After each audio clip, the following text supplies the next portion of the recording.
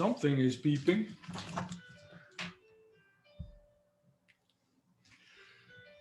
No. Oh, my calendar. Hello, everybody. How are you guys? Good, how are you? How was your nice spring day? It was a nice day, wasn't it? It was really nice out. Oh, now I can hear people. Oops, I put myself on mute. How was your day? I didn't hear any of that. Sorry about that. Oh, I said it was nice out. I'm a nanny, so I was out with the kids. Oh, cool. Cool. Yeah, I was able to take a hike, which you probably read. How is everything going in terms of the school material? How are you guys doing with that? Any feedback? I really like it. I think you're doing a great job. It's easy to follow. Information's super accessible. Okay. So none of you guys are lost at this moment? Not me. Okay. Any questions? Yeah, go ahead. Who's speaking? Sorry. Speak up. No? Well, people are just coming on. That's the other thing. Some of them are muted when they come on. But so nobody's lost with what we're doing. Is that, do I get that sense? Okay, so that's good.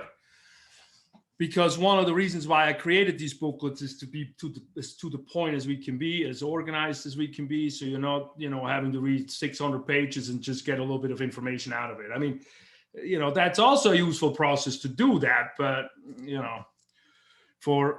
it's kind of a pain to do that too. So I think especially this class, as a lot of you guys come back to college after a while, and so we want to make sure. Well, this is actually testing week. How you guys feel about that? Any questions that come up that you have up front before I start with my stuff while people are signing on?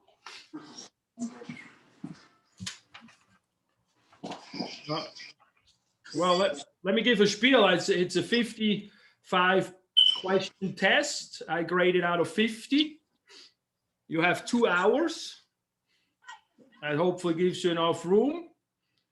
What else is there? It's open till Sunday night. It's essentially the same format as all your quizzes that you've been taking. You can only just take it once and not more than once, but you have 2 hours. So take your time, go through it once. This is how I take tests. Go through it once, drink a good amount of good juice or an emergency or something like that, that whips your brain up, sit up straight, take a deep breath, and then go again through it from the back. Are there essay questions? No, they're not. They're only true, false. They're only multiple choice. Yay. Yes, and it's not necessarily an easy test, but you have 2 hours. You have a test review, which we'll finish going through today. I hope you all have that at this point. I will again go through where I find it on Moodle on Canvas in case you don't have it yet. Have that thing next to you. Have the booklets next to you. Read the questions slowly, and don't get too freaky. You can go forward to the next question if it's the one that you don't know. Multiple choice is always good. Is process of elimination. You first read the thing, say to yourself, do I know this, and have an idea, then look at the answers. And because don't just look at the answers right away, get you influenced, and then cross out the ones that are wrong.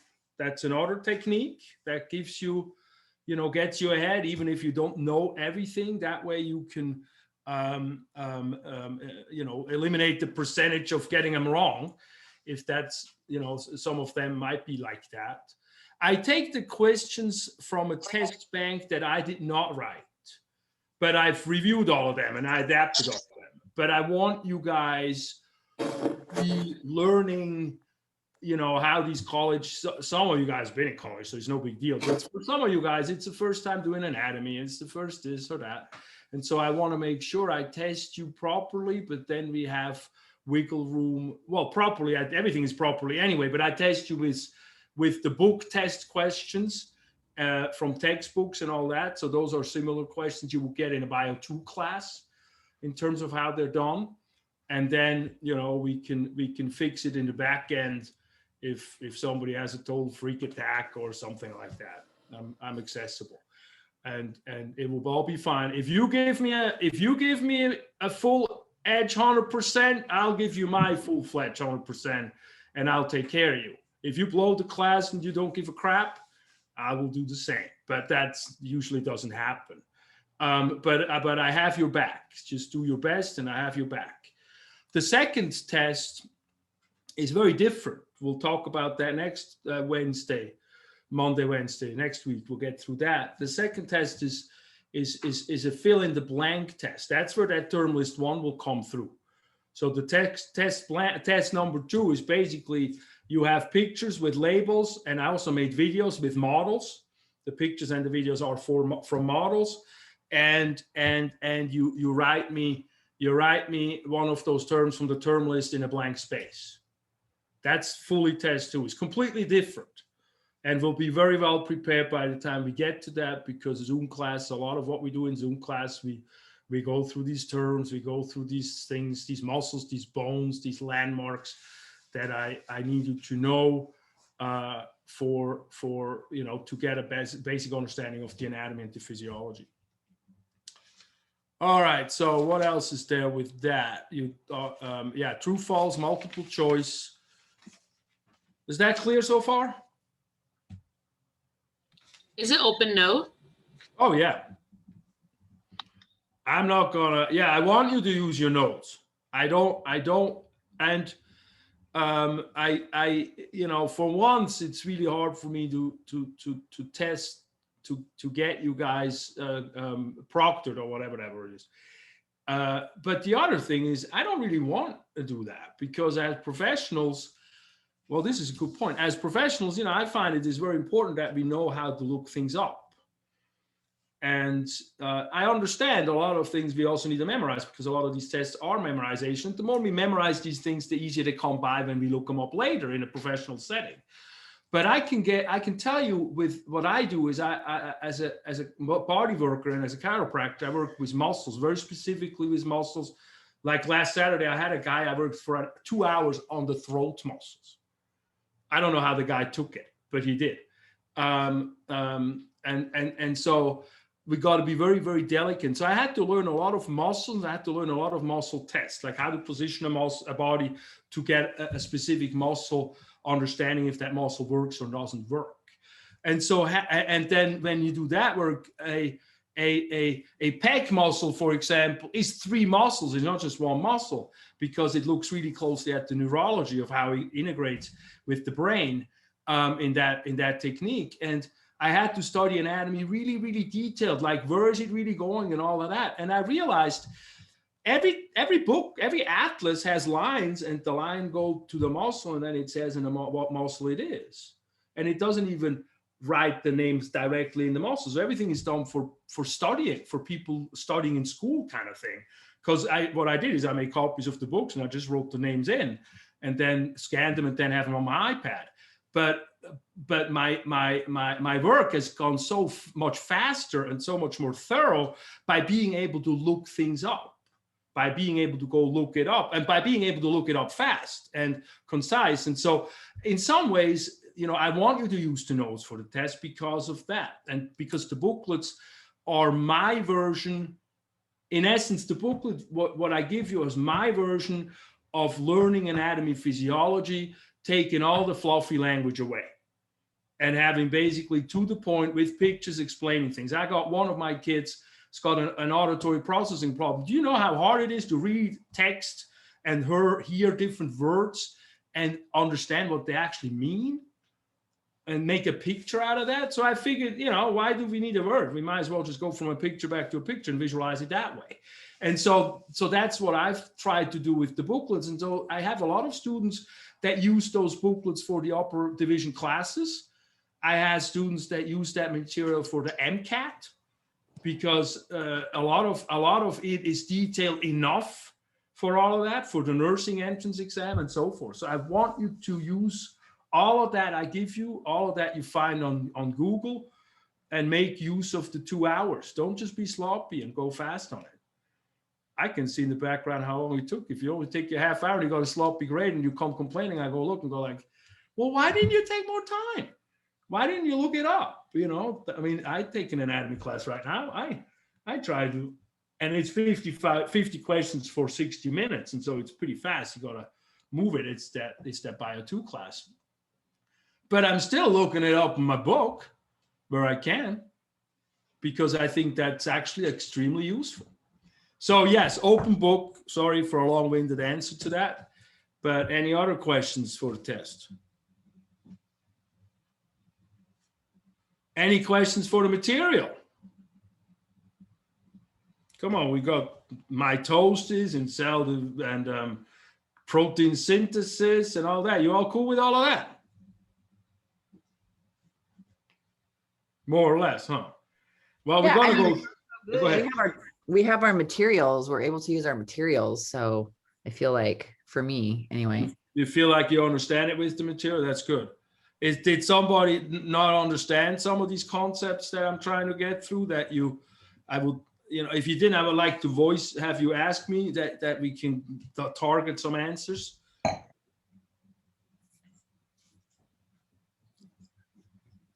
Not bad then, huh? No voice, good news. Meaning, if you don't speak up, I assume you understand it. So you have that responsibility. And you can also text me later, but I would, you know, like the interaction to be in the class. I'm actually writing all your names down here to take my role.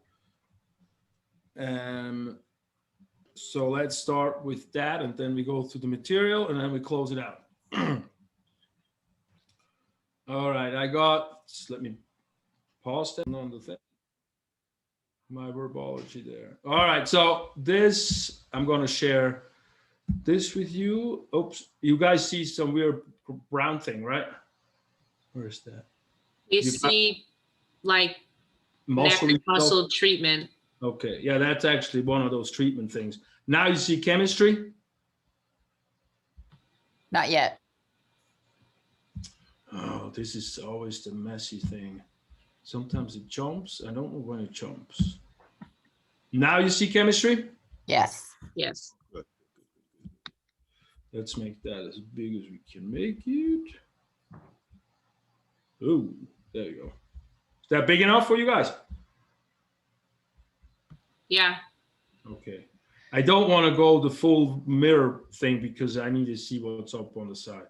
Okay, so we went through basically in the chemistry chapter, we went through salts, we went through water. Oops, almost a little too big.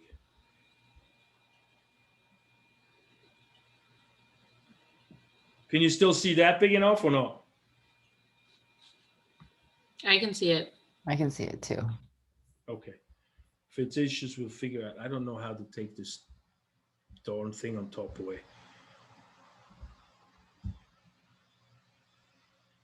There's so many programs. I'm sorry.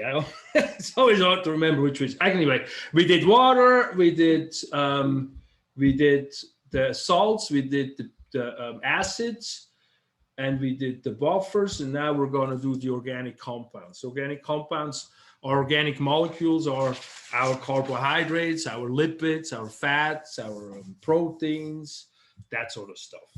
They have carbons in them, and they're long, large molecules. And the first thing we need to do is we need to talk about, and I'm going down the list. I'm after buffers on page 2 of that thing, although the page numbers aren't page numbered. But I'm right there where it says monomers. And so when we look at these large compounds, these organic compounds, we need to let's say you're eating a piece of bread. That bread needs to be broken down all the way to the basic molecules that then can be brought into the system, into the bloodstream by the gut. You can't just absorb the whole bread. That's just too much.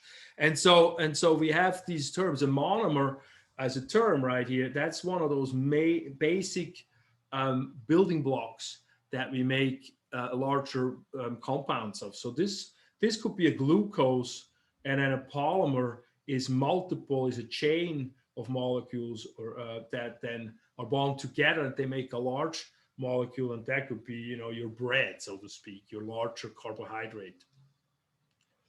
And you can visualize that here. One of those beads is a monomer, multiples are polymers. And so what we need to then talk about is how are monomers made? And monomers are made to polymers by what we call dehydration synthesis. And so when you got two molecules, two monomers, and you need to make a polymer out of it, you got to basically take some atoms away from each of the monomers to make a bond between the two. And what you take away is what turns out to be water. And so basically, when you look at the term here, when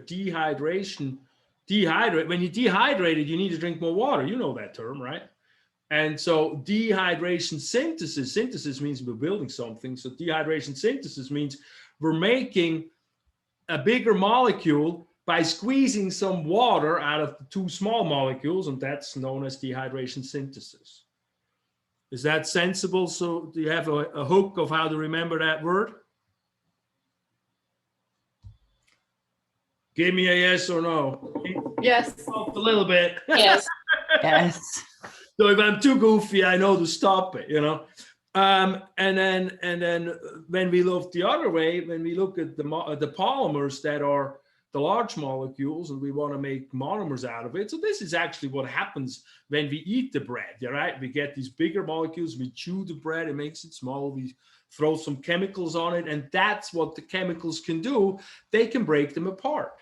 And what do? Basically, we need to break the bond, and we need to add some molecules to these open bonds, so they don't want to just touch and hold hands again and make a bigger molecule again. And what would that be? That would be water. Since the body is so much water, that's perfect that all these, water molecules help in the reactivity of everything. And that's one of the qualities of water, is that reactivity. And so that term is called hydrolysis, and hydro is water. And lysis means to separate or to kill or to break up, all of that kind of stuff. In the cell chapter, you probably noticed we have an organelle called a lysosome, and that's the same terminology. That's a molecule that takes things in from the outside and breaks them down and to smaller stuff, and sometimes neutralizes them and kills them, make sure they don't do harm in the cell. Or even kill the cell by itself if the cell is old and needs to be replaced. So hydrolysis is the term we use to make smaller monomers out of a polymer. So mono means one, poly means many. So as soon as you got two, so this could be a glucose and a galactose, and it could be a disaccharide, which is two sugars combined together. It doesn't have to be more than that. In an amino acid, it's amino acid. I mean, in a protein, it's amino acid after amino acid after amino acid, and there you probably have more like 100 plus, generally speaking. But what we first do is, and if you have a question, you just interrupt me. Don't need to hold hand, put up. I mean, you can't. Don't do the hand because I can't see it. I took the picture out so I can see what I'm talking about. So just interrupt me. So then we go into the macromolecules, and the first one we talk is a carbohydrate, and that's the sugar. That's your carbohydrates, your bread, is your all of that sort of stuff, or your fruits too. It can on vegetables too. So it can be. Look, see, I make good carbs and we have bad carbs. So just so I can be a little bit punishing if you want to eat some sweets.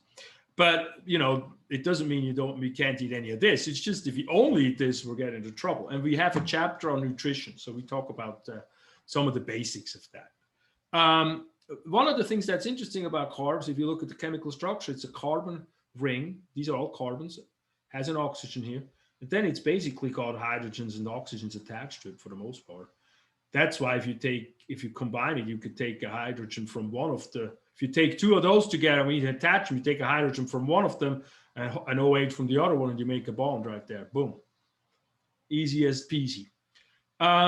What's interesting about the carbs is, one of the things that's interesting Oh, it's great for energy. We need to make sure we know that. And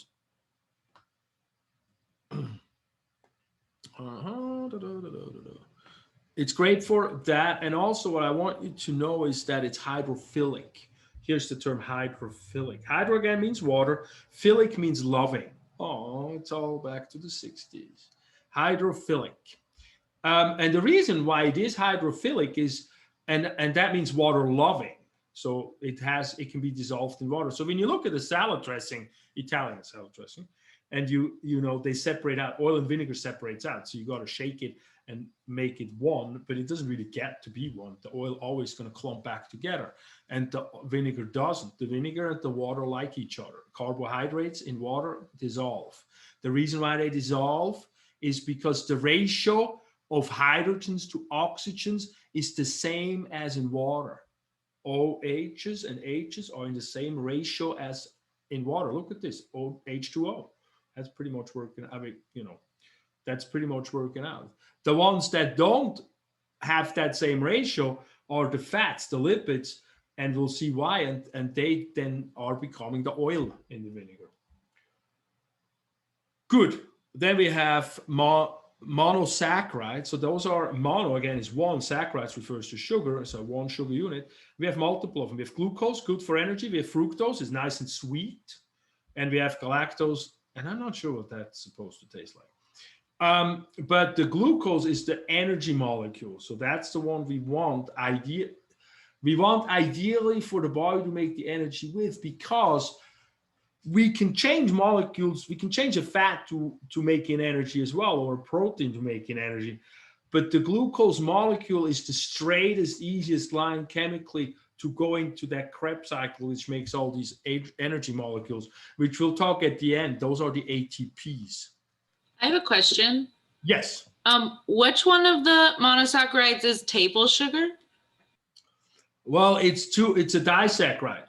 So when you look down here, you got two of them together are the disaccharide. So the cane sugar is the sucrose, and that's the table sugar, and that's a glucose and a fructose combined. Thank you. Good. Yeah, no, it's a very good question, because what's interesting here is the fructose is the sweet thing that we like to eat. The glucose is not sweet. We don't like to eat that, really. It's just that's the energy molecule. And so this is where we have, when you look on some products that you buy, you have this high fructose corn syrup now. And that's basically cane sugar, but the ratio between the fructose and the glucose is slightly off. You got 55% fructose and 45 glucose. In cane sugar, it's 50-50. And that's okay. That's not that big of a problem. So when we say, oh, high fructose corn syrup is the worst thing on the planet, it's not really the worst thing on the planet as a molecule. The problem is it's so cheap, then they put it in everything, and then it becomes the worst molecule on the planet, or almost one of those worst things. I think the trans fats are probably more damaging. But if glucose is the like energy, or is sugar highs a real thing? Like when you have too much sugar and you like get hyper, is that? Oh yeah. Yeah. Especially the processed carbs. If you eat, fruits, you probably have a more balanced sugar uptake. But we talk about that here. If you look at the blood glucose level, the blood sugar, if you eat a donut, it goes straight up fast. If you eat an apple, it's nice and slow, not as high, and then it comes down easier when the insulin comes in. And the coming down means the sugar goes out of the bloodstream. The problem with the fast sugar, so if you get your coffee and your donut in the morning, and then by 11 you're asleep. And it's like, well, the work is so boring, but of course it is probably, but it's not only work, it's also the sugar goes all out of the bloodstream, and you have a hypoglycemia, not enough sugar in the bloodstream, and the brain does not really take glucose in and stores it, and it's gonna have not enough sugar to make energy, and it's gonna get tired. And the reason why it undershoots is because when you eat these high processed carbohydrates with a high glycemic index, they're throwing out the sugar so fast that the insulin gets dumped in the bloodstream so much, so excessively, that then as a reaction, it takes everything out. And when it's more measured, it's more here. So when you look at the glycemic index, the videos talk about that, right? You're looking at the lower ones, the lower the better, so to speak. But you have to be careful. It measures glucose, it doesn't measure fructose. So if you have, there's some sweeteners, I forgot which one it is, but they're actually really high in fructose and low in glucose, and so the glycemic index is nice and low. It's agave. It's agave, that's the right one, thank you. And so you know, the fructose, if we do too much of that, it goes into the liver and accumulates and makes a fatty liver. So it's kind of like alcohol from that perspective. And so we want to be mindful of that. You know, it doesn't mean you don't eat the sweets too much, but the funny thing with the sweets, with the muffins and the donuts, is when I love some of these, especially croissants, but here I like a muffin sometimes, and the funny thing is, if I don't eat them, I can buy one and it stays next to me for a few days, and I never touch the damn thing because I don't have that addiction feeling. So this sugar is a very interesting molecule. You have to be very mindful with the sugar, I think. I watch it with my children. I will say I have a teenager and an 11-year-old, and they build their day around how to get sugar. Yeah, it affects them wholeheartedly. Like, I see how it affects them. So there are people who say that sugar doesn't really have that kind of effect. It's psychosomatic. And I'm like, I disagree. No, I disagree too. I'm sure there's psychosomatic. And then, of course, the other thing is, if the kids, they never have a cake or anything, then they go to a birthday party and they have a cake, then they're really going to freak out. You know, their system's not used to it at all. So, you know, we got to be, you know, mindful on every front. But the kids definitely react very strong with the sugar, and you sugar high, full force exists. It's sort of, you know, maybe it's steroid. They don't have alcohol yet or something. I don't know. But just be mindful of it. If you got a kid that's off the charts, work with that. You know, try to, I know it might be hard to make him eat vegetables and stuff, but maybe go for some cheese or so. I mean, go for something that's more mild on the uptake of the blood sugar. So monosaccharides, and then we have the disaccharides, and those are the ones, di means 2. And the one we had just talked about a lot is the cane sugar. That's the sucrose. We also have milk sugar. That's the galactose and glucose. That's, you know, some people can't drink milk. They don't have enzymes that break down galactose. They don't have what they call galactase.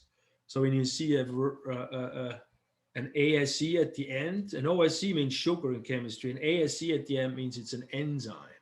We'll have a slide on enzyme. It's going to come back. And then malt sugar is glucose. So then from there, after the disaccharide, we basically worry about having polysaccharides, meaning many of them together. And we have some places in the body where we store sugar in a form that's all bound together, many of these rings together, and that's called glycogen. And we do that mainly in the liver, in the skeletal muscle, and some in the brain. Liver is always a good organ for all kind of stuff, but it has easy access to blood and does a lot of these metabolic functions. And so it's a very good place for galactose to be there. And if we need some blood sugar, we can get some blood sugar from that reservoir that we have. We don't have too much glycogen, because also excessive carbohydrates and sugars goes into fat, as we probably all know.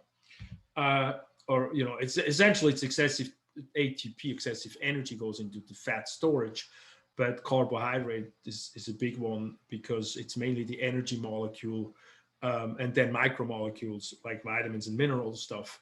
But other than that, it's mainly the energy molecule. And if we think about having famine, we want to store what excess energy we can get as an animal in our body, except, you know, these days from an agricultural perspective, and most people have enough, or well, now in the pandemic it's really harder, but a lot of more people than in the past have enough food ongoingly. It's almost the problem that we often have too much food, or it's poor quality food. Like, I'm sorry, I'm calling McDonald's poor quality food, even if you like it, but we talk about that later on. So then after that, we have a few slides of this stuff, but that's not going to be on the test. That's more so you understand a little bit more background. And then we go into the lipids. And the lipids are large molecules. They are organic compounds. They have a lot of carbons in them. They're basically a lot of carbons with hydrogens attached to them. And so their ratio between oxygen and hydrogen is not like water at all. It's completely different. And so they will separate out in a watery environment, and they call that hydrophobic. I'm afraid of water. Hydro means water, phobic means fear. The main lipid that we have in the body, the fat lipid for us that we think of fat when we think of fat, is the triglyceride, or the neutral fat. That's a fat deposit, insulation, energy, and so forth. And when we look at chemically, that fat has a what they call a glycerol backbone, and then out of that glycerol, you don't need to know that word. That's just it's an alcohol technically, and OL is an alcohol chemically. And then from that backbone, we have 3 fatty acid chains that come out, and the fatty acid chains are, here's the chemicals, the atom structure. They are basically carbon, carbon, carbon, carbon, carbon, carbon, carbon. And when you see here, these dots, that means you can have as many of these molecules in between as you want. They can be long. They just, that way they don't have to draw them that long. The other thing you want to notate here is we talked about covalent bonds before. And we talked about that they are the sharing of the electrons that are in the most outermost shell of an atom. And so they're not, the electron doesn't transfer. Those are ions. We'll talk about those later. Those come with an ionic bond. We actually talked about them when we talked about salts. They come back into our discussion later when we get to the body systems. But now it's the covalent bond. This is the sharing. And so you can share multiple amounts of electrons. You can share 1 electron, and that means that the carbon here and the carbon here share 1 electron, and that means they're holding together with 1 line. That's how they indicate it, because you can also share 2 electrons. You see that here, that's 2 lines, the 2 electrons shared. And the chemical importance of that is that if it's only 1 electron, those molecules can rotate around themselves as much as they want. They can align themselves freely. As soon as they have 2 electron sharing, a double bond, they call that, it's a stiff molecule. And you see that when you see at the next thing, let me make sure I cover everything. When you see, look at the next thing on the test review that says saturated fats. So saturated fats, and look at here you see the glycerol backbone, and then you just have these wiggly lines come out. And every turn here is a carbon. They don't even write the hydrogens anymore. They just write the carbons down. And because what's important is and these are all single bonds, because you can see here, on this here, you got one that's a double bond. And so the single bonds, they can rotate around nicely around this axis, and they can all line up nice parallel to one another. When you have a double bond, you got a kink in the damn thing, because that thing cannot, well, it's actually a good thing, because the omega-3s have to do with that, the fish oils and all that. But the kink makes it so it's not as packable. It's not as parallel. These lines, these fatty acids cannot just line up parallel to one another. There is more space in here. And that physical space makes the difference between a fat and an oil, between an unsaturated fat and a saturated fat. And so when you can pack the molecule physically more tight, it becomes solid at a room temperature. Now, that's not a room temperature. It's not in the big summer room when everything melts, but in the regular room, sort of 68, 70. And the word saturated comes from the fact that these fatty acids are filled as much as they can be filled with single bonds. Actually, I think it means hydrogens molecules. Actually, I forgot which one that means. But that's the same relationship, because when you have all these carbons have hydrogens attached to it, then these carbons have single bonds. And if you have, when you think about the, let me pull this in real quick. Oops, sorry, this is a slide that I don't, you see here all the hydrogens are attached to it. Can you see that? Anybody? Yes. Yes. Okay, good.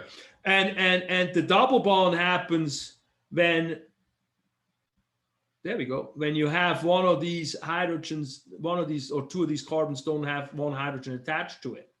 And so the saturation discussion, actually, I would have to look that up. It's been too long. But I always, the effect is basically that if it's not unsaturated, you have some double bonds in it, because it's not all filled with fully of hydrogen, and therefore they don't all are double bond and single bonds. Some of them are double bonds. And so that's pretty interesting. I mean, this is a very nice example of, if you think about it, of structure dictates function, because you physically have a shape difference, and that physically makes a difference of if this is oil, if it's liquid in room temperature, or if this is solid in room temperature. And then I actually want to take it one place further, and let me pull that up real quick to make that. See, these Zoom calls are actually kind of good, because hopefully, if you don't hear this the first time, we can make some connections, and hopefully it integrates the information more. But, you give me feedback about that part. All right, hold on real quick. Give me a second. All right, there we go. Good. Are you still seeing the oil, or are you guys seeing the cell? We're seeing the oil. All right, let me get to the cell then. So I have to always log back in, even if it's just a different window. All right, now you're seeing the cell, right? Right? Correct. Look at this slide. See these kinks here? These no kinks? These kinks? This is physically the difference between a saturated fatty acid and an unsaturated fatty acid. And we're talking here, this is the cell membrane. And if we have no unsaturated fatty acids in that cell membrane, it's so tightly packed, the cells cannot communicate with one another. And this is the main reason why we need to eat omega-3 fatty acid fish oils. Pretty cool, huh? Well, I'm a nerd, so I think it's cool. Anyway, let's get back to that. We'll get back to that slide in a minute. Okay, you back to the oil? Yeah, back to the oil. Good. So that's saturated, unsaturated. And then the next fats that we talk about are really functional fats. So you don't think of them as fats. You think of them as not fats, as part of the body that needs to be there. I mean, fat shouldn't have a negative connotation anyway, which is sometimes go a little bit overboard. But it's because it's an extremely important molecule, as we see now, because the phospholipid is kind of like a triglyceride with a backbone and some fatty acid chains coming out. But now we don't have three. Now we only have two. And instead of the third one on the other side, we have something that's a phosphate group, because it has a phosphate atom in it. And phosphates are not that often that common, so they call this as phosphate group. And so what's interesting about that molecule is on the fatty acid side, that hydrogen-oxygen ratio is not like water at all. So this is hydrophobic, doesn't like water, separates out in water. This here does have the same ratio, so it is hydrophilic, and therefore doesn't separate out in water. And so now you got a molecule that on one side is oily, on the other side it's watery. And we can use that. And what we can do is we stack two of them together, have the tails, the oily portion, point inward, and the non-oily, the watery portion, point outward, and you got yourself an oil film in water. And an oil film in water, we can wrap that around and make a boundary on a cell, for example, or a boundary around a vesicle or anything like that. So we have this great little molecule that we can use very, very ubiquitously, a lot of places, because the body has so much activities that have to do with hydrophobic, water-fearing, and hydrophilic, water-loving, because we are in that water environment. And so now you can visualize and understand that a glucose molecule stops. It cannot penetrate oil. It stops before the oil film, and so therefore it cannot penetrate a cell membrane. Therefore, you have a very good boundary. Remember, that's one of the life functions. We got to have a boundary. Otherwise, we're not going to be happy. So you got to be separate from one another, the inside and the outside. On the other hand, if you have an oil molecule, it can just penetrate through it. It go right through it because it likes the oil. It doesn't have a problem with the oil. So this is back. So this is quite interesting. And what I was showing you before in that cell slide is the more these kinks, the straighter they are, the less they are kinky, the more densely the cell membrane is dense, and the less the cell can be communicated with, because the communication center of a cell is not the nucleus, it's the cell membrane. The way that cells talk to one another, or the way that a hormone comes on and talks in and says like, hey, you got to do something inside. You got to make more protein. You got to make more muscles or something like that. So if it's a rigid cell, it's going to not do that as well. If it's a fluid cell, it's going to do that much better. The more unsaturated fatty acid tails that molecule has, the better. And this is where the trans fats knock us over the head, because they are heavily not making us be able to make these unkinked fatty acids. And that then makes the cells not communicate out well with each other. And that creates a lot of problems. What did I have? A psychiatrist. I had a psychiatrist once when I was going through some stuff.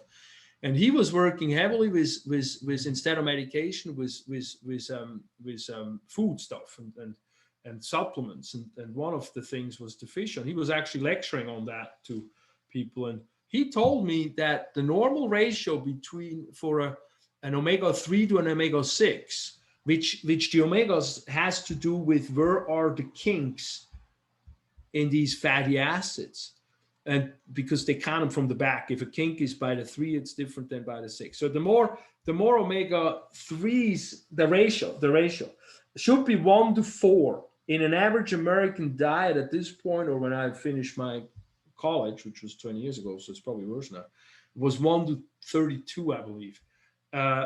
So we have way too much saturation in our diet and trans fattiation. And he says schizophrenics have an average of 1 to 65. And so that because, you know, when you think about neurotransmitters, that's all cell-to-cell communication. And so that's cell membrane that comes into play again. So this is very interesting. But anyway, so that's the phospholipid. I think phospholipid is a really cool molecule. That makes sense? Yes. Good. Any questions, you just ask. Interrupt me. Then the last fat we need to talk about is the steroid. And the steroid is a flat molecule. Has no shape similarities with this fatty acid stuff, but it's used in the body to make a whole bunch of stuff like vitamin D, sex hormones, cortisol, aldosterone. A lot of things is oil-based. And if a functional molecule is oil-based, your biggest, most important one is cholesterol. And that bad cholesterol that we always have a problem with.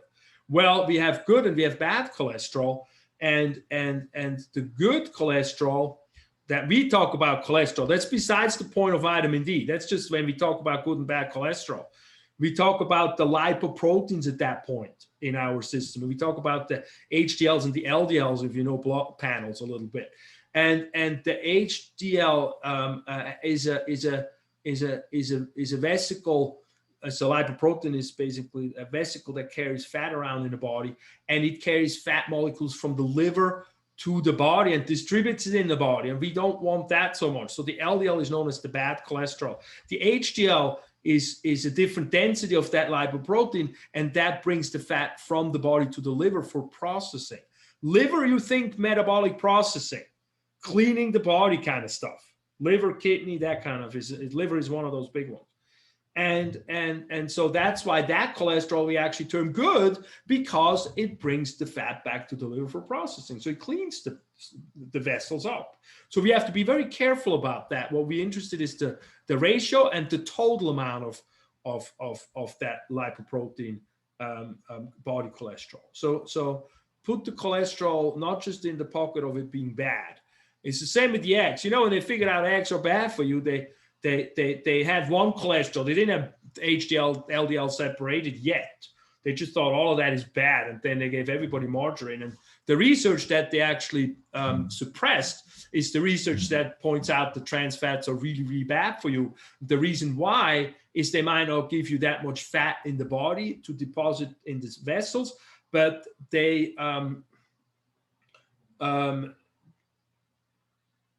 cause the inflammation in the system to get heightened up, because it's carbohydrate type stuff. So it's a different mechanism, and as we get older, that has a more devastating effect to the body than having some fat deposits. Anyhow, if that was too much, don't worry about it. I have a question regarding that. Mm-hmm. Yes. And I could never find information on it. So the molecular structure of margarine or trans fats, what are they most closely related to? Like, well, this is what they do. They take the kink and they take the kink out and they put it into a straight line. That way you can take an oil, and if you have an oil, you take the kink out, it's going to make it solid at room temperature. That's margarine. The problem is, when you look at the kinks, it depends, and I don't know more detail than that. If you look at the kinks, it depends on the direction of the kink. And one formation is called the cis formation, and the other formation is called the trans formation. That's where that terminology actually comes from. And the trans fat, the normal formation is the cis configuration, and in the trans fat, they make it a trans configuration. The body has no idea what to do with that. Okay, that's what I was wondering. Okay. And that's the problem. It's not natural, so the body doesn't know what to do with it. So technically, it looks like it's a butter, but it's not a butter because it has these trans in it. It's not a cis. It's more like plastic, right? Yeah, it's more like plastic. Yeah, the body doesn't know what to do with it, and it accumulates it. It stays in the body for 30 days, averaging. So it's a pain in the butt, and if it accumulates over time, they have associated trans fats with these devastating things like heart attacks and stuff that happen to, too young people and things like that. Yeah, avoid those. If you can avoid those, I mean, a little treat here and there, of course, but not just on a regular basis if you can handle it. But I'm not going to judge you. Don't worry about it. I'm not going to judge you anyway. So from there, we go to proteins. And proteins are the things that provide work and are building materials for the body. Basically, proteins are chains of amino acids. And if you look at an amino acid, you look at a structure that looks, there's 20 different amino acids that we use. So it's a matter of different amino acids. And let me go there. And the different amino acids, and these are all the amino acids. I'm not going to make you study them and give me these words, but here you got all the words. The different amino acids, we got one after the other. The way that they are sequenced makes a protein, determines what protein you're going to make. Are you going to make a collagen or a hemoglobin? Very different. Hemoglobin carries oxygen. Collagen makes your tendons. The Achilles tendon in the back carries your whole body around. And it's basically amino acids. That's the same stuff, but the sequence of the amino acids is what's different. And the different amino acids, the 20 different amino acids, they all have this group. It's called an amine group. They all have a hydrogen here. They all have what's called a carboxyl group. You don't need to know about that, except then they have a group that's different. They call that the R group, and that's the variant. So all of these down here, all these 20 have all of this, but this R group is different in all of them. So that's all I want you to know about that in terms of understanding what all that means. Because, if you have to study them later on, then you can start studying those. But I don't think we need to do that. 8 of the 20 are known to be essentials, which means the body has to eat it. You cannot make it from your own body. The other 12, the body does not need eating food. It can assemble them on its own, which is kind of cool. But you have to make sure you eat the 8. And so if you're vegan, you have to make sure you eat different types of proteins so you get all the 8. That's your whole, one of the things you have to be careful about being vegan. And vegan is real vegan. It's not just vegetarian and you call it vegan, which I've been hearing too around. So if you're just vegetarian, you don't eat meat, it's probably okay. Or talk to your doctor otherwise. If you have polypeptide chains, here polypeptide chains, up to 50 components, up to 50 amino acids, we call it the polypeptide chain. After that, we call it the protein. I don't know if that was actually that important on the thing.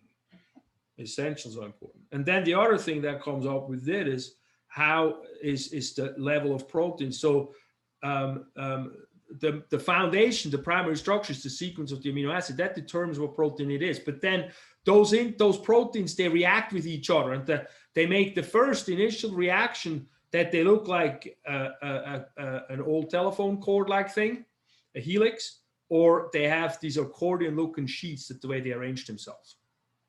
They call that the secondary structure. And that's where like your tendon stops. And then that's a structural protein stops at that level. And then when we get into the tertiary structure, we have three-dimensional shapes that are created. And that's when a protein becomes functional as a hemoglobin, for example. A structural protein is like a collagen fiber, for example, that makes the Achilles tendon or so. That has to just be very strong when you pull on it. And the hemoglobin has to figure out how to attract oxygen carried through the body. So that's a functional protein. And then the quaternary structure is just when we have two of those combined together, two or more. And like, for example, a hemoglobin actually is a quaternary structure. It has 4 subunits in it, in one of them. But that's just the terminology. We're going to get to hemoglobin later. And then here I talk about the globular versus the fibrous protein, functional versus structural. The other thing you need to know about that is the fact that the structural proteins are very, very sturdy. They're stable. You cannot really kill them. I mean, you could cut them, but you can go to the beach and you find some skeletons of animals that have been there for a long time. You can find collagen fibers in their intervertebral disc or so. They're still there. At the globular protein, you think more like the egg whites. It's clear when you get it out, and then you put it in it becomes white when you heat it up, and that's the destruction of the protein. That's globular protein. Albumin is globular protein. That's albumin. So functionally, you have, you heard of antibodies, especially with COVID, antibody therapy and all that. That's the immunity. That's a functional protein. You see hormones. That's functional proteins. That, the insulin is a hormone, for example. We talk about, and then we have enzymes, and let's talk about enzymes for a second. Those are structural functionals too. Enzymes are biological catalysts. What they do is they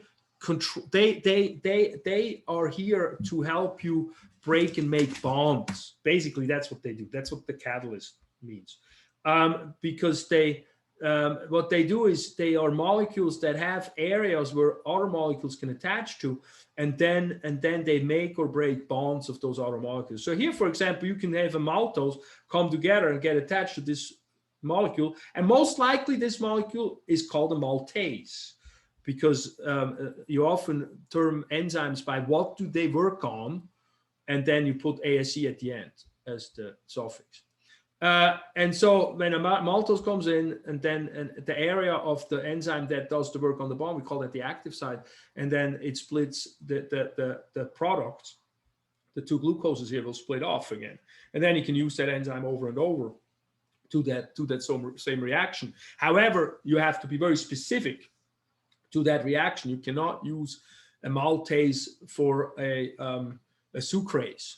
You can't do glucose and fructose has a different enzyme to break it down than the glucose and the glucose. It's that specific. And what we call, the terminology we use is that an enzyme lowers the activation energy. So these molecules would break apart for many other reasons too, naturally, but with helping that along with the enzyme, it doesn't take as much energy to create that change. And so they call that lowering of the activation energy, lowering of the energy to initiate the process of breaking those apart. So that's what that terminology is about. The other thing I need you to know on this is the suffix GEN. And so you have some enzymes, you cannot have them in an active form. If they're in an active form, they're going to destroy things. They're very, very powerful. So in the stomach, you digest protein. You don't want to have always protein digesting enzymes active, ready to go, and then they start digesting your own stomach wall. That would be a problem. And so the GEN comes from the word genesis, creation. So that's a precursor. So you have pepsinogen is the precursor to pepsin, and in the stomach, and pepsin digests protein. But the pepsinogen is just slightly different. It's almost finished, but it just can't do its work because it's not active yet. And it has to be activated when protein shows up. And when protein shows up, you're going to have stomach acid that goes into the body. And that's when the pepsinogen turns into pepsin, because the hydrochloric acid, the stomach acid that gives you heartburn, is what activates pepsinogen. Got it? I gotta go fast because I'm running fast. So if questions come, otherwise I'm zooming through it. The DNA nucleic acid makes our genes, and our genes is our hereditary material. And what that means, basically, that's our DNA. That's in the nucleus, inside the cell, very well protected. That's that, it's genetic disease. It's a this disease. That's what that all means.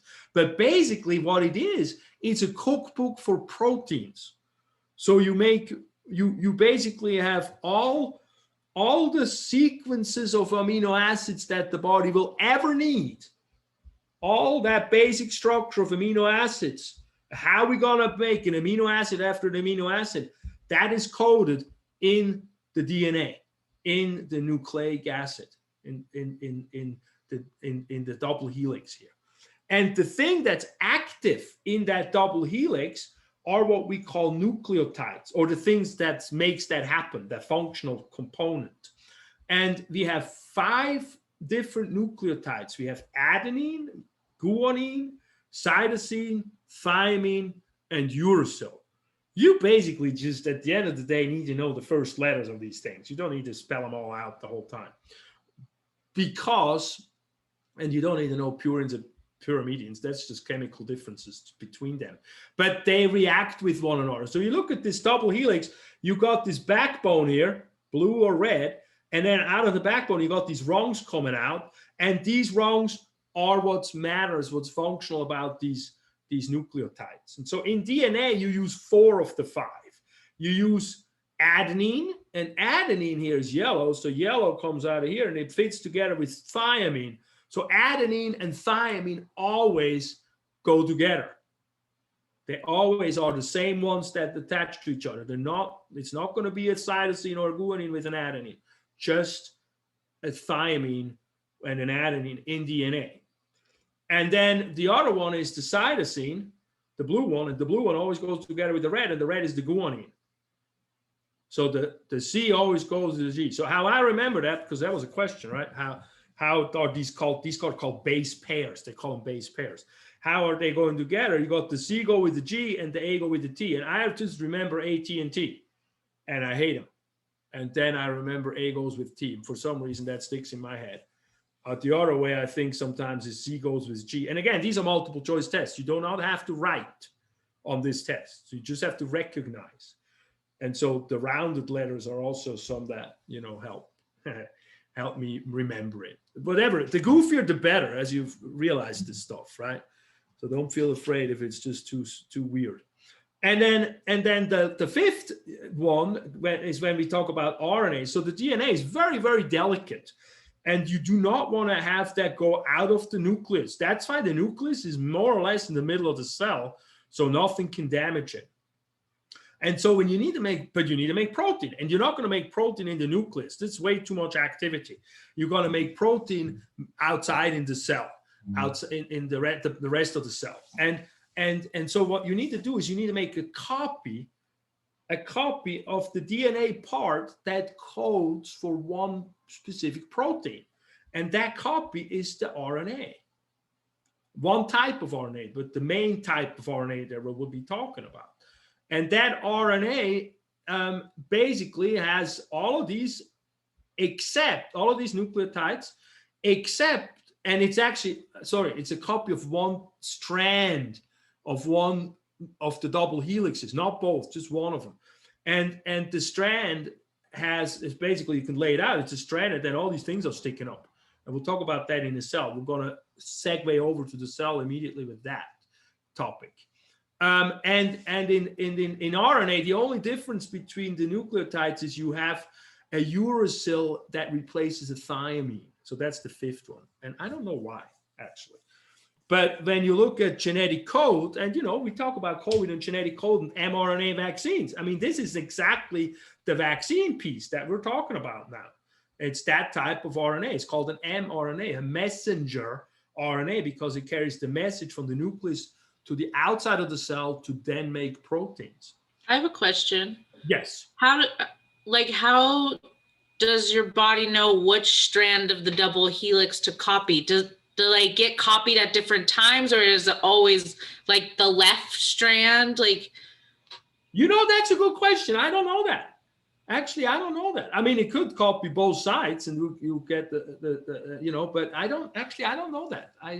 You gotta ask some genetics people. Maybe some of you guys have had genetics and know that. My knowledge stops at making protein with that. But when you look at the genetic code, and so when they actually talk about this vaccine, the mRNA vaccine, they basically give us mRNA, which is that messenger that is then in the what's called the cytoplasm outside of the nucleus in the cell, and it basically makes proteins. And the proteins it makes are antibodies that are here to deal with COVID. That's the logic of that whole thing. And when you make that genetic code, what's the genetic code? The genetic code is basically what's the sequence between G's, C's, T's, and A's. That's your genetic code. And so you got all these letters that are lined up. And so, for example, in the test, I can ask you a test question, say like, well, what's these different which of these different genetic codes is an RNA, not a DNA? And what you do is you look for the one that has a U in it. And that's an RNA. A U is never in DNA. There you go. You just got one test question right, huh? Now I can tell you to listen to this recording. So that's what we have so far. So let's do one quick stop at ATP, and then I'm going to cruise through the cells. And if you can stick with me a little bit longer, that would be great. ATP is adenosine triphosphate. We don't care about adenosine. What we care about is triphosphate. So it's a molecule, and then it has 3 P's for phosphate attached to it. And the bonds between those phosphates have a lot of energy. Specifically, the last bond here has a lot of energy. So when I take this molecule and I go into the muscle, and the muscle needs to, grab onto things and contract and do that stuff, I can take that, and it's like gasoline. I can put into a motor, into an engine, and it explodes, and it makes that, makes that energy liberation that I can push the piston up in a car. And I can do that in the body. So when I break that bond, a lot of energy gets released. And so then I go from a triphosphate to an A diphosphate. So from an ATP to an ADP at that point. If I then eat sugar and have oxygen and go through the cell and to the mitochondria and do all that stuff, I can basically attach that phosphate back onto the ADP and make an ATP phosphate molecule again. And so that's how we replenish the energy, basically. So that's actually the main reason why you need oxygen. That's the main reason why we need glucose. Good. Can you see the cell now? Yes. Yes. All right. So when I look at the cell, let's talk about the cell a little bit. I want to go pretty fast into protein synthesis. Let's just start with protein synthesis. Yeah, because the first part of the chapter talks about you wanna know this definition. You want to know that the cell, has a cell membrane around it, but inside the cell membrane we have what's called the cytoplasm, and the cytoplasm is a composition of cytosol, which is basically our water and salty saltwater solution. We came out of the ocean originally, so at least the way we think in evolutionarily speaking, and so in our inside of the cell we're still having salt water. We just we're like kind of like salt water with a skin around it, but that's the cytosol. And then we have all these little organs, these little structures on the inside that make different things. One of them makes energy, and those are known as organelles. And so the cytoplasm is the cytosol and the organelles, but what we don't describe in the cytoplasm is the nucleus. That's where that genetic material is in. And that's where we make we'll go to this slide here. And these are all from your book. These are the same in your book. I forgot to give page numbers, but hopefully you can wiggle around that. So what I want to do is go right to the nucleus. So this is where we have the genetic material inside of here. And we have these chromosomes in there. You probably recognize some of these leg things, some of these looking weird things. And those are wrapped up DNA. So those are wrapped up, all coiled up genetic material. And double helixes, basically. And one gene, the definition of one gene is the amount of DNA you need to code for one protein. So that's one gene. So that's your definition for that, what that word means. We are, in our systems, are haploid. No, we don't need to know that for the test, but we're haploids. We have two copies. We're diploids, that we have two copies. A haploid would only have one copy. So that's, humans are diploid animals. And then, no, I don't want to worry about that. I want to worry about this now. And so inside that double helix, when you take it apart and you rip it apart, that's the genetic code. You got those letters, sequenced next to one another. And three of those nucleotides in sequence codes for one amino acid. So that's the code. How? Because we got to make from DNA, we got to make protein. So we got to go through, DNA is nucleotides in sequence, and protein is made of amino acids. So that's where that all happens. Who codes for one amino acid? And you have these charts. You can say guanine and cytosine, and the uracil will give me the alanine amino acid. They have those charts like that. You don't need to know that, but if you want to look it up, there it is. And so you have that area of genetic codes that you need of the double helix to make a protein. And what you do, now we're going to protein synthesis, what you do is you copy that and you make what they call that mRNA strand. That's the messenger RNA. That's the RNA we so far have been talking about. And then that goes out of the nucleus and that feeds into an organelle called a ribosome. And a ribosome is a protein factory. And it has a part of it is actually also an RNA type. That's where it gets confusing, but I want to just say they call that an rRNA for ribosomal RNA. And then so you feed that mRNA through that ribosome, and then you got these other molecules, these weird looking things. And on one side, they have a genetic a codon. Actually, they call that a codon. Yeah, let me go back to this. 3 of these nucleotides code for one amino acid. They call that a codon or a triplet because it's 3 of them. And so you have now these molecules here that on one side, they have that triplet, that codon. On the other side, they attach to free-floating amino acids. But they are specific to one of those 20 amino acids because it's exactly what codes here. And so they then come down and they find, out where do they need to fit? Where do they fit by shape onto this triplet that's on the mRNA? And it goes to clink, it fits. And when it fits, they then attach the amino acid they carry to the chain of amino acids that's already been growing. And that's protein synthesis. Does that make sense? Yes. Good. So that's in simple terms. We have to do a couple terminologies. This here is actually also an RNA, and there's the thing with the 3 RNAs. We have the main one, the messenger RNA, the ribosome, main meaning we talk most about it, the ribosomal RNA, and then the transfer tRNA. So that's just for your info. And then the other thing here we want to talk about briefly is the fact that the first part of copying the DNA to RNA, we call that transcription. And then the second part, when the RNA goes out through the ribosome, we call that translation. The way I remember that is the transcriptionist in court types out the language we speak.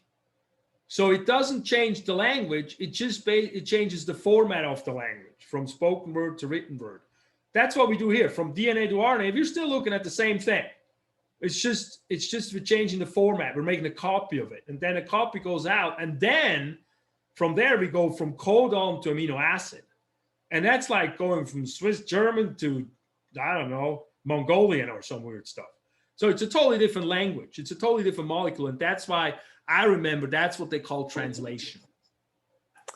I have a question. Yep. What is the RNA polymerase? What did that do? Yeah. What does it do? It zips and unzips the double helix. Oh, okay. And makes the copy. Actually, it also makes the copy. It unzips the double helix and makes the copy. It makes the mRNA. Okay. Thank you. Mm-hmm. Good. And then from there, what we just have to contend with is the organelles and mitosis. And the organelles have the cell membrane. What's important about the cell membrane is the phospholipid bilayer that we talked about. It's that oil film, which again is that physical boundary. And then the other thing I wanted you to know there, we have these proteins here. We have some proteins that go all the way through. We have some proteins that are just on the outside or the inside. They have different names. We can do that later on. We have some sugars that stick up some proteins. We call them glycoproteins. And some proteins are channel proteins. They make a channel through the membrane. That's that glucose example that I told about. The glucose cannot go through the oil film. It's too big of a molecule. It's a it's a carb, so it's a water-loving molecule. It's not going to go through it. It will have to have a channel to go through. And so it can be a passive channel. It can be like you have insulins that attach, and the insulin tells the cell, hey, open this thing up. And then it opens the channel up and the glucose can go in.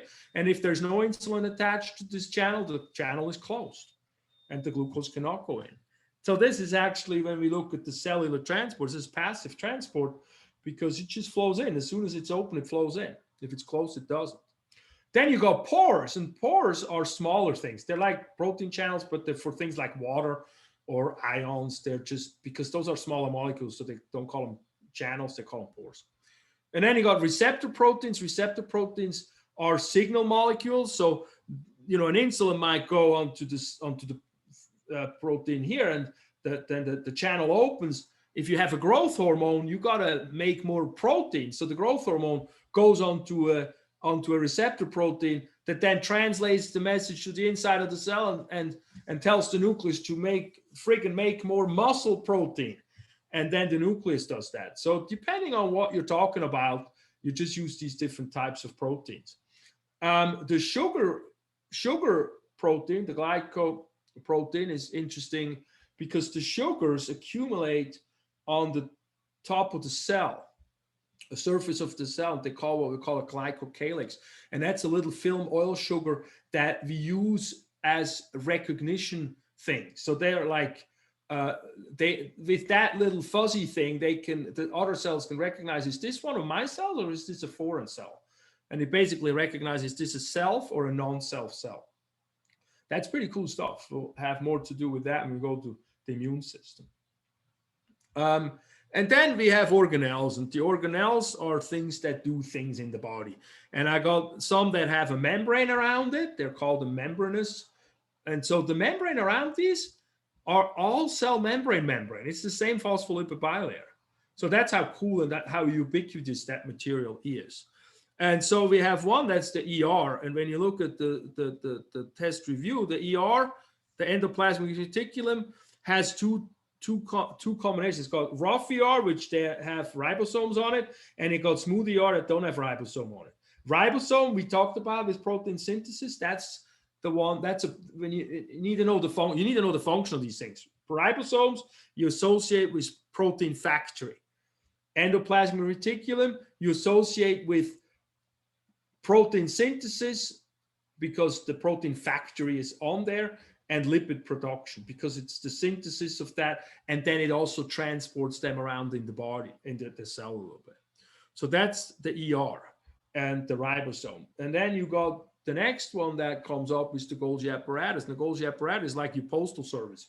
It packages things and it transports them around in the cell and also to the outside of the cell. So I think of often these functions of, the ER and the protein and the ribosomes are factories. They make things. The Golgi is the postal service that ships things around. And then we got a few more. We got a lysosome, and the lysosome is a vesicle that destroys things. That's like burns things and break. That's the garbage area. That's the garbage burning place. And then the centrioles. I don't know what the centrioles are here for in terms of the village. But the centrioles are interesting. They don't have a membrane around it. See, they're like construction material looking things.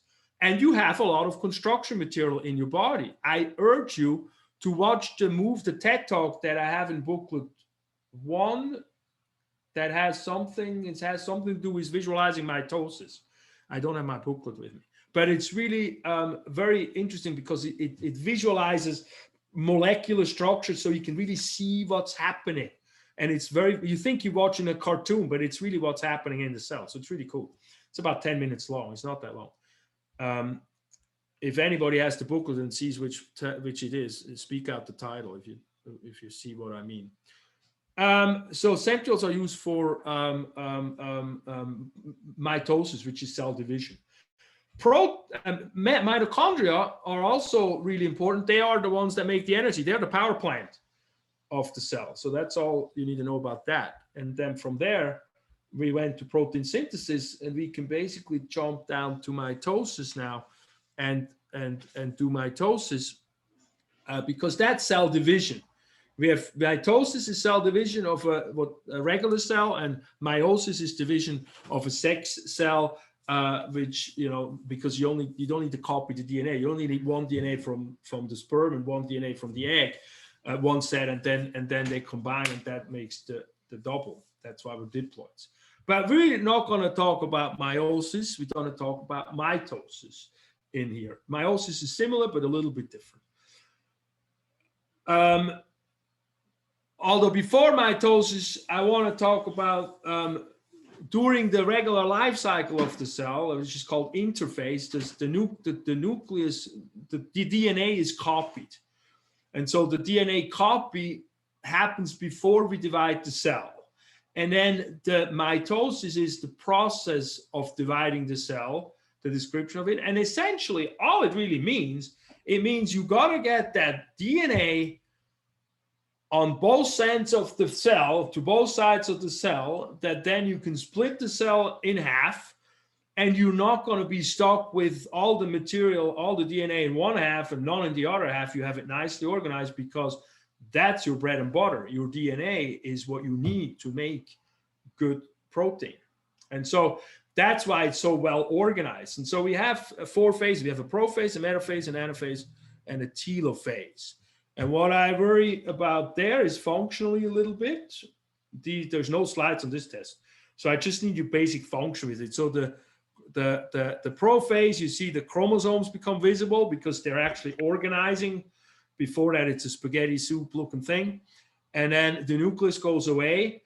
And also the other thing happens is these centrioles go to each pole and they make these are physical things. If you watch that movie, they're physical bars that they lay down like construction workers.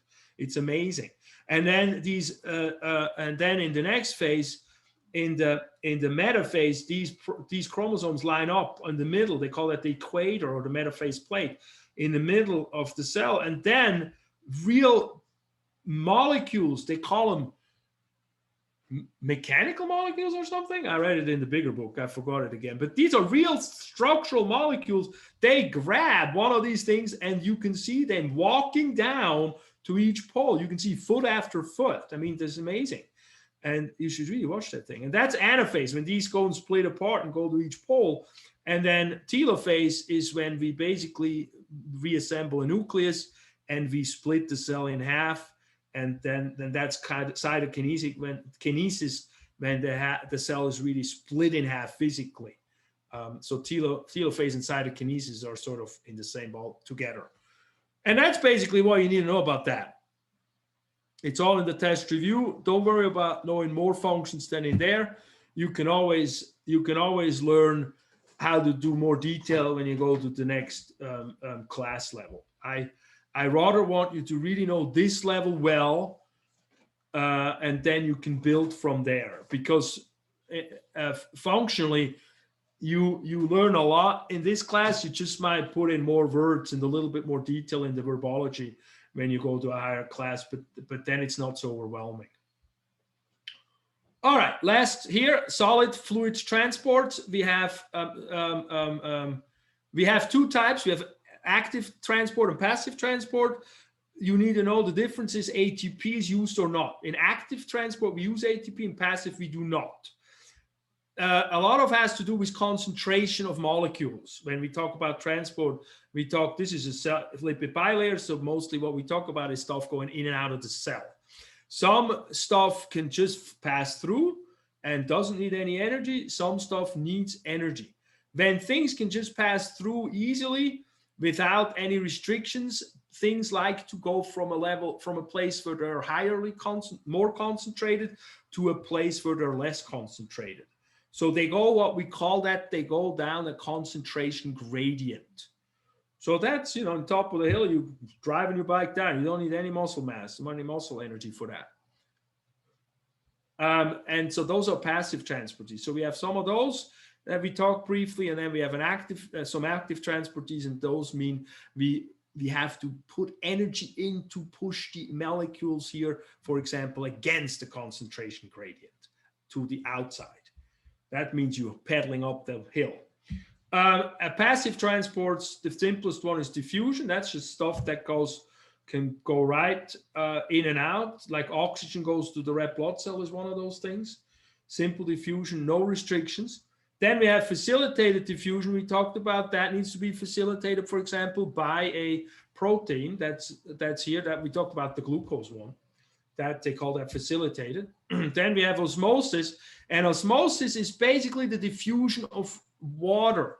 So if you have a beaker with a membrane in it that cannot let some molecules through that are dispersed unequally on both sides, what will go through is the water, and the water will make sure what this solution wants. Let me back up.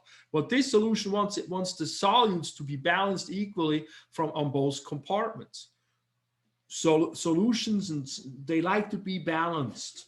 And so instead of being able to move the molecules from the right to the left here, we have to move the water from the left to the right. And what you end up having a weird looking thing where on one side you can have a lot of water, on the other side you have hardly any, but the molecules, the solutes, are equally distributed. You can see that in a cell that, like a red blood cell, that goes into a solution that's hypertonic, that's very salty. And the inside of the cell is also salty, but not as salty. So the salt cannot go through the cell membrane, but the water can. And so the water will be squeezing out because the system wants the inside be as salty as the outside, so the cell will shrivel up. Or if it's the opposite, it will explode. All the water will flow in, it will explode. So that's osmosis. We can talk more about that. It's probably the most difficult passive transport because filtration is kind of like when you make coffee. You filter something through, so you left some particles behind and others go through. And that's the difference between size of particles. And then we get some active transports, and the pumps are the most common active transports that we discuss in class specifically, because what they are very small, they're all over the place. And they, for example, this is the most common one, sodium potassium pump. They pump sodiums outside of the cell against the concentration gradient, because you have a large concentration. When you see this big letter versus small letter, that refers to concentration. So you have a large concentration of sodium on the outside and very little on the inside, because you continuously drag them to the outside. You do the opposite with potassium. And we use that later on for the nerve impulse. So this makes the situation then where you have a really highly concentrated area right here and not much going on out here in terms of concentration. And now all you would have to do is you would have to have a pore that opens, that lets sodium go in, and that sodium comes in like a crazy person, like rushes in fast. And that's basically our nerve impulse. That change between positive and negative, charged molecules moving across the cell membrane. So that's why we have these pumps. So that's really cool. We'll get there soon. Third part of the whole thing. And then the last active transport is larger molecules. Ions are very small. Larger molecules, substances have to be brought into the cell or leave the cell. If they're brought into the cell, we call them endocytosis. If they leave the cell, they're exo, from exit cytosis. Cytosis refers to cell. And they're often coming, they come from the outside, they go somewhere, and then the cell membrane pinches off and it becomes a vesicle on the inside of the cell, and then it fuses with a lysosome. We don't have that here. And then it digests the food, for example, what we eat. So that's how that kind of works. Phagocytosis is when we eat things. Cellular eating is phago, that's substances. And Pinot refers to cellular drinking. And I remember that because Pinot Noir is a wine, and Pinot from Pinot. And so that's how I remember that.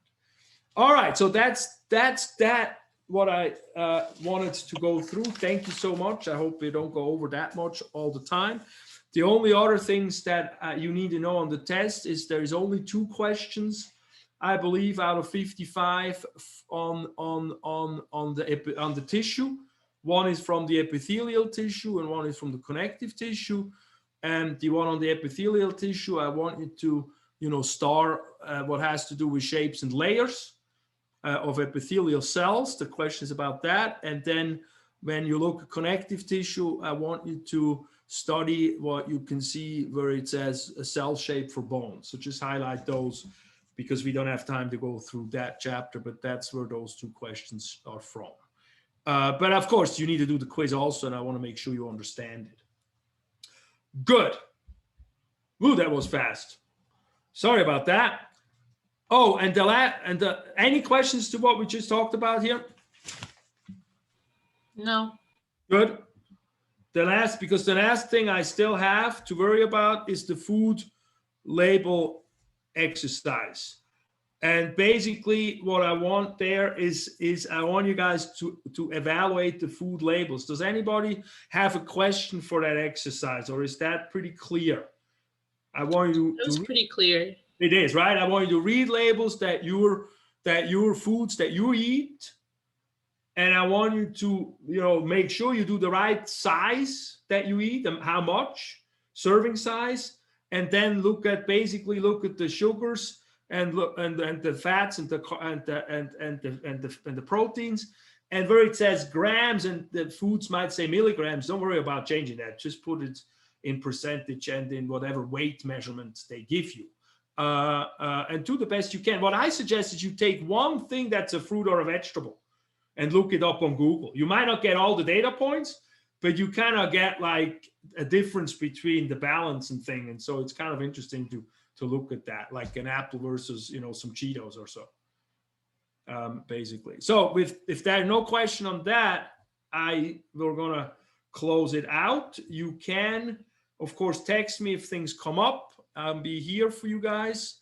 So we have Tenaya, we have Celeste, we have Calame, we have Amanda, we have Benita. Do we have Benita? No, we don't. We have Sarah, we have Jordan, we have Odalise, we have Julicia. Can you say yes when I speak your name? I'm here. Caitlin? Caitlin! Uh-oh. See, that's the thing. Are they really there or not? Huh? Are you there, Caitlin? Jordan? Yes, sorry, I'm here. Oh, good, good. I know that's the thing. Because, I have patients and they are like first semester students and they say, well, I just turn on the Zoom. Nobody ever checks. I'm like, So I try to get faster and faster. But Jordan, you're here? Jordan? Odalise? Yes, I'm here. Good. Julicia? I'm still here. Sorry. Vannery? Jordan is here. Abriel? Here. Okay. Julicia? Oh, I have you here already. Michelle? Here. Good. Brianna? Here. Nelia? Here. Alexis? Adam? Here. Here. All right. Who do I miss? Jordan is here. I got Jordan. Okay. Good. I'm here too. I was sorry. I'm getting. I got you too. I got you too. Okay, good. All You right. got me, right? Who? Caitlin. Yes. Okay. Good. Excellent. Well, and if you miss the class, it's okay. I mean, I record it up, but you can't really ask me questions then. So it's definitely more dynamic when you guys are here. And usually the students who are on Zoom, I mean, I only have 2 semesters to pull from, but they do better at the end of the day. Well, with that, thank you for your attention and have a wonderful night. Thank you. Thank you. Have a good night. Thank you. Thank you. Thank you. Good luck.